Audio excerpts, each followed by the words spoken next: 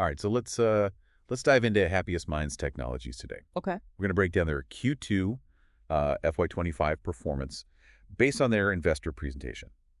Now, Happiest Minds, they're public, right? Been around for about 13 years, went public in 2020, and they're in that digital transformation, infrastructure, security, product engineering, services space. But here's the thing. They've got this whole mindful IT philosophy. Yeah, it's more than a philosophy. It's baked into their DNA, really. They've got this mission statement, happiest people, happiest customers, which, let's be honest, you don't usually hear that in tech. And it's reflected in their SMILES values, sharing mindful integrity, learning excellence, and social responsibility. Okay, so I get the warm and fuzzy vibes, but does that actually translate to, real world results? I mean, tech is known for being pretty cutthroat. Right, that's where it gets interesting. They have a 3.9 rating on Glassdoor, a bunch of Great Place to Work awards, and their voluntary attrition rate is only 14.4%. That's incredibly low, especially for tech. So it does seem like their focus on employee well-being might actually be a secret weapon for attracting and retaining talent. All right. I'm intrigued. But, happy employees don't necessarily guarantee success in tech. You need to be, digitally savvy, agile, all that. How do they measure up on that front? They're actually ahead of the curve. They boast 97% digital and 95% agile operations. So what that means is they were practically born in the cloud, built for speed and flexibility. Think about it. If you're a client who needs to adapt quickly to changing market conditions, wouldn't you want a partner who can pivot on a dime? That's what this digital and agile DNA allows them to do. So they're happy, ain't agile. But are they actually making money? Let's talk numbers. Hold on to your hats, because their revenue jumped a whopping 28.3% year over year, reaching 52,164 lakhs, and their EBITDA margin, which basically tells you how much profit they're making from their core operations, sits at a healthy 21.7%. Now, to put those numbers into context, we need to look at industry averages and competitors. Okay, so you're saying they're growing fast and turning a decent profit, but growth without strategy can be, a recipe for disaster. What's their secret sauce? What are they actually doing that's driving the success? A big part of it seems to be their focus on specific high-growth areas within tech. For example, they're heavily invested in cloud services and cybersecurity, two areas that are exploding right now. So they're not just riding the happy wave, they're making smart strategic bets. Okay, I'm starting to see the bigger picture here, but let's get down to brass tacks. What kind of projects are they actually winning? They've got a diverse portfolio of projects across different industries and geographies. For instance, they're building an AI-powered data platform for a European Health Research Institute. AI in healthcare, huh? That's a hot space. What else? They're also partnering with a major public sector bank in India on cybersecurity, which tells you they're trusted with highly sensitive data. Interesting. So they're not just focused on, fleshy tech. They're tackling critical infrastructure as well. Exactly. And here's one that really caught my eye. A generative AI innovation project for a leading digital twin platform in the energy sector. Whoa, generative AI. That's cutting-edge stuff. What does that even mean in plain English? Think of it as AI that can create new content, designs, or even solutions based on existing data. It's like having an AI partner that can help you brainstorm and innovate. And in the energy sector, where efficiency and sustainability are paramount, generative AI has the potential to be a game changer. Okay, that's pretty cool. So they're not afraid to embrace new technologies and apply them to real-world problems. And these diverse wins, they're not just random. They paint a picture of Happiest Minds' strategic direction. They're positioning themselves as a go-to partner for companies looking to leverage cutting-edge tech across a range of industries. With that mindful approach woven in, You mentioned that mindful approach a few times. I'm still a bit fuzzy on what that actually means in practice. Can you give me a concrete example of how it plays out in a project? absolutely. Let's say Happiest Minds is developing a new software application for a client. A traditional approach might be to just churn out code and meet technical specifications. But with Mindful IT, they'd go deeper. They'd consider the end users, how the application will impact their workflow, even the potential ethical implications of the technology. So it's about taking a more, holistic, human-centered approach to technology, not just focusing on the technical nuts and bolts. Precisely. And that can make a big difference in terms of user adoption, client satisfaction, even the long-term success of a project. Okay, I'm starting to see how this mindful IT thing could be a real differentiator. But let's not forget the bottom line. We've talked about revenue growth, but what about their overall financial health? Are they managing their money wisely? Let's take a look.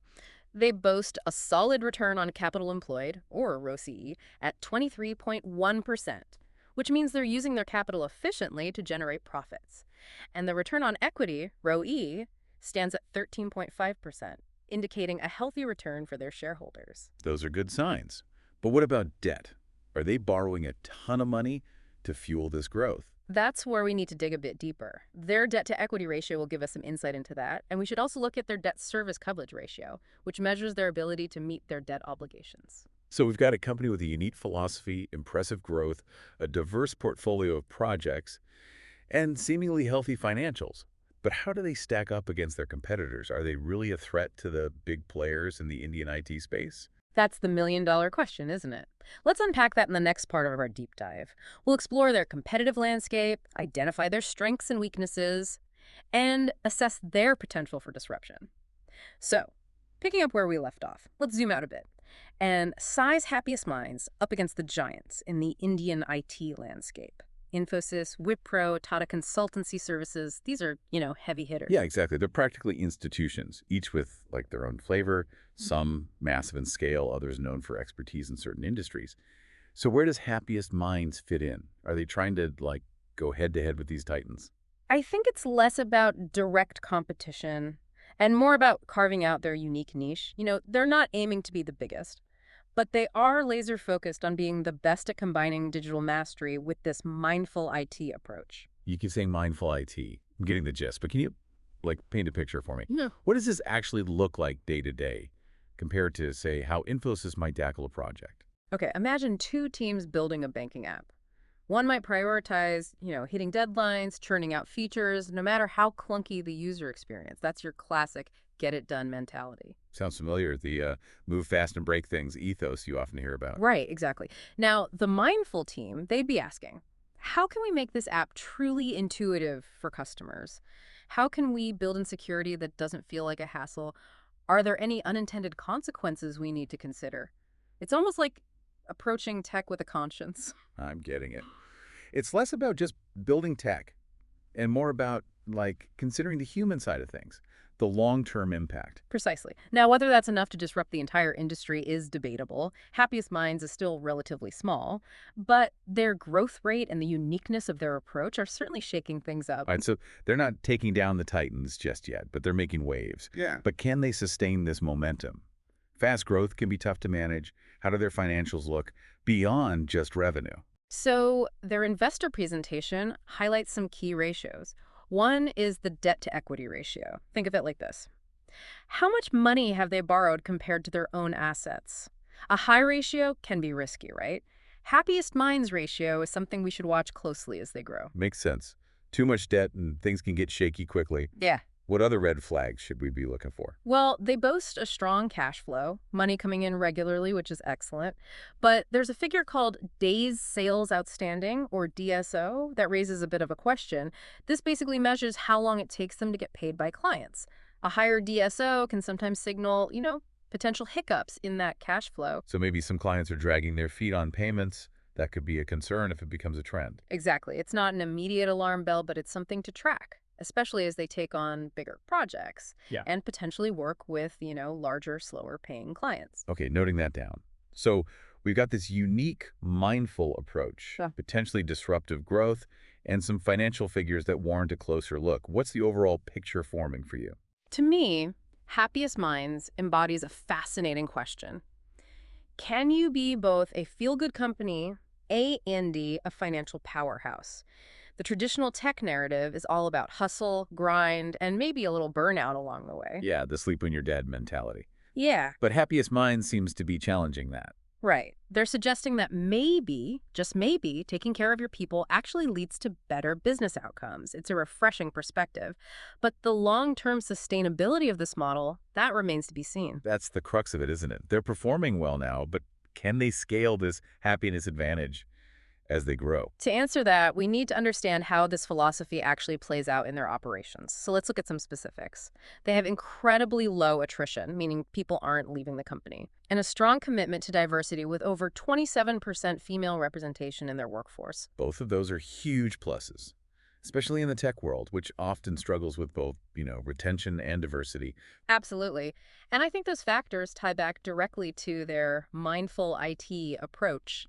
When employees feel valued and supported, and they see a genuine commitment to inclusion, they're more likely to stick around and contribute their best work. So it's less about like fluffy perks Mm, and more about creating a culture where people feel genuinely respected and empowered. precisely. And that kind of culture can be a powerful driver of innovation and productivity. That's also got to be about more than just happy vibes, right?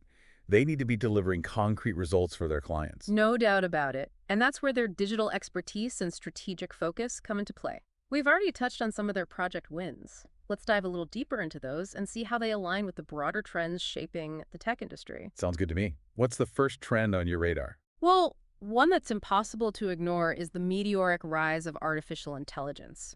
AI is transforming industries left and right, and Happiest Minds is right in the thick of it.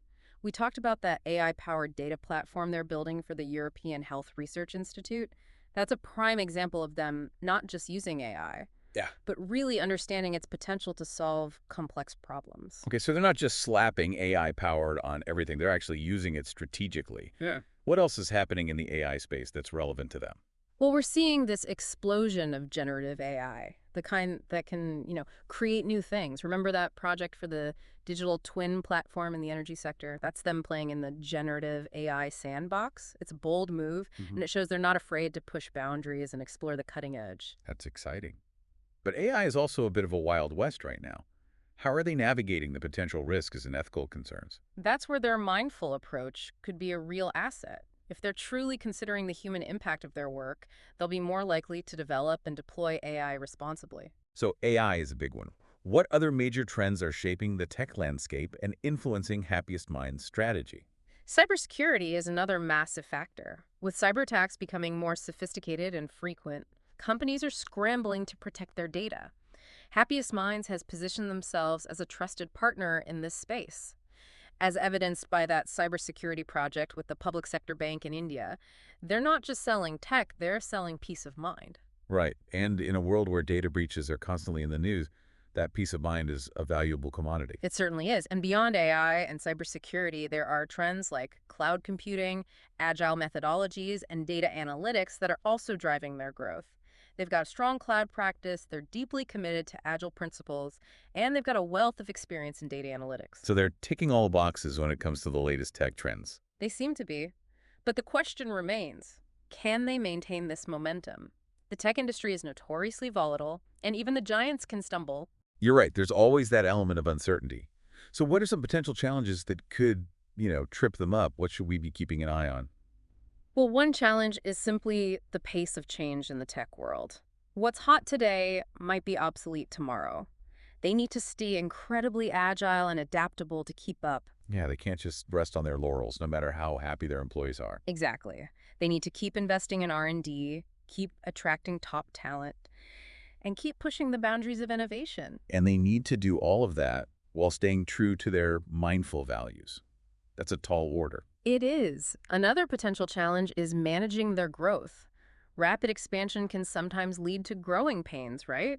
Can they maintain their unique culture as they scale? Can they avoid becoming just another cog in the corporate machine? Right. It's easy to be mindful when you're a smaller company. Mm-hmm. But as you grow, it can become more difficult to keep everyone on the same page. And then there are the external factors that are completely out of their control. Things like economic downturns, geopolitical instability, or even just a shift in customer preferences. Yeah, those are the wild card factors that can impact any business, no matter how well run it is. Exactly. So while Happiest Minds seems to be on a roll right now, we need to acknowledge that there are always potential bumps in the road. It's about balancing the excitement with a healthy dose of realism. Okay, I'm with you on that. So we've covered their strengths, their potential weaknesses, and the broader industry trends that are shaping their journey. But let's circle back to that fascinating question that keeps popping up. Is their mindful IT approach just a nice to have? Or is it a genuine game changer? Can a company be both profitable and people-centric? Now that's the big question. Let's see if we can find some answers in the next part of our deep dive. We'll explore the evidence, examine the research, and consider the broader implications of what Happiest Minds is doing. Stay tuned. Okay, so we've really dug deep into Happiest Minds, right? explored their performance, their financials, even their whole mindful IT philosophy. But the big question is, like, does all this happiness actually translate to a better bottom line? Or is it just, a feel-good facade? That's the heart of it, isn't it? For so long, the business world has operated under this assumption that profits come first and people come second. Happiest Minds seems to be flipping that script. Yeah, it's like they're conducting this real-world experiment. Why? Can a company actually prioritize its employees and still be wildly successful? Right. And the early results, they do seem promising. We've seen their impressive growth, their strong financials, their ability to attract top talent. But it's important to look beyond the anecdotal evidence. What does the research say about the link between employee happiness and business performance? Let's get into it. What have you found? Well, there's a growing body of research that suggests a strong correlation between employee well-being and various measures of business success. Studies have shown that happier employees tend to be more productive, more engaged, and more innovative. Yeah, I mean, that makes sense intuitively, but it's good to see the data backing it up. Absolutely. And there's evidence that happy employees are also less likely to burn out, take sick days, or leave the company. That translates to lower costs and higher retention rates, which are, major wins for ANOA business. So it's not just about warm and fuzzy feelings. There's a real business case to be made for prioritizing employee happiness. Precisely. And I think Happiest Minds success is a powerful testament to that. They're not just talking the talk, they're walking the walk, right? They've built their entire company culture around the idea that happy employees lead to happy customers and a thriving business. But let's be realistic for a second. Not every company can replicate Happiest Minds model exactly right. Yeah. They've got a unique set of circumstances, a specific leadership team, a culture that's been cultivated over time. You're right. It's not a one-size-fits-all solution, but I think there are key takeaways from Happiest Minds experience that can be applied to businesses of all shapes and sizes. Okay, I'm all ears. What are those takeaways? First and foremost, it's about recognizing that employees are not just cogs in a machine. They're human beings with needs, aspirations, and a desire to find meaning in their work. It's about treating them with respect, dignity, and empathy. Exactly. It's about creating a work environment where people feel valued, supported, and empowered to do their best work. And that doesn't necessarily require, like, grand gestures or expensive perks, right? Sometimes it's the little things that make the biggest difference. Absolutely. It could be as simple as offering flexible work arrangements, Yeah. providing opportunities for professional development, or just, taking the time to listen to your employees and address their concerns. It's about creating that culture of trust and open communication. And I think another key takeaway from Happiest Minds is the importance of having a clear purpose, a mission that goes beyond just making money. Yeah, we talked about their mindful IT philosophy. That's a purpose that clearly resonates with their employees and their clients. It gives them a sense of meaning and direction, something to rally around. And when employees feel like they're part of something bigger than themselves, they're more likely to be engaged and motivated. So it's not just about profits, it's about making a positive impact on the world. Exactly. And I think that's a powerful message for any business leader. In a world that's increasingly focused on the bottom line, it's easy to lose sight of the human element. But Happiest Minds is reminding us that people matter and that a company can be both successful and compassionate. And their success really is a testament to the fact that those two things aren't mutually exclusive. Right? In fact, they might just be the key ingredients to building a thriving business in the 21st century. I believe so. As the world of work continues to evolve, the companies that will truly stand out are those that put people first. So Happiest Minds, they may be a unique case, but their story is an inspiration for us all. It's a reminder that we have a choice in how we build and run our businesses. We can choose to chase profits at all costs, or we can choose to create a better world for our employees, our customers, and ourselves. And as Happiest Minds has shown, that choice might just be the key to unlocking a happier and more successful future. So as we wrap up this deep dive into Happiest Minds, we hope you've gained some valuable insights, some food for thought, and maybe even a bit of inspiration to bring a little more mindfulness into your own work and life. Remember, the most valuable knowledge is the knowledge you can apply. So take what you've learned here, explore the full investor presentation for yourself, and see how you can create a bit more happiness in your own corner of the world. Until next time, keep diving deep and keep seeking out those happiest minds.